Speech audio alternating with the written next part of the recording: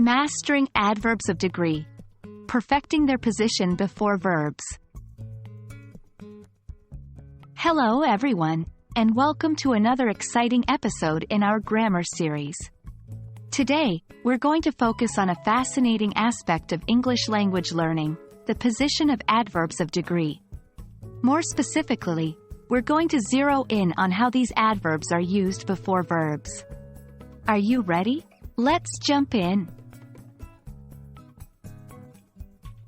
Adverbs of degree tell us about the intensity or degree of an action, an adjective, or another adverb. They answer the question of how much or to what extent. Common examples of adverbs of degree include very, to, enough, extremely, quite, and almost. He is very excited for the trip.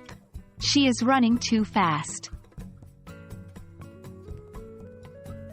As a rule of thumb, adverbs of degree are placed before the word they modify, which can be an adjective, a verb, or another adverb. The soup is too hot. She almost won the race. When adverbs of degree modify verbs, they are generally positioned before the verb. This is the spot where they feel the most comfortable and where they can do their job best, describing to what extent the action expressed by the verb is performed. He completely forgot about the meeting. She barely sleeps. In the first sentence, completely describes to what extent he forgot about the meeting.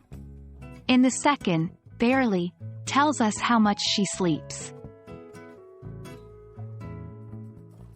There are always exceptions to remember in English. When dealing with verb phrases, a verb with one or more words functioning as a single verb, the adverb of degree can be placed before the main verb or before the second auxiliary verb. She has almost finished her work. He will almost have completed the project by tomorrow. In both examples, almost is an adverb of degree. In the first sentence, it is placed before the main verb, finished. In the second, it is positioned before the second auxiliary verb, have. Well, there we have it. We've covered how to correctly position adverbs of degree when they modify verbs. It's not always straightforward, but with a little practice, you'll be able to place these adverbs confidently and accurately. Remember, most of the time, they go before the verb they are modifying. Don't forget to practice what we've learned today and, as always, happy learning!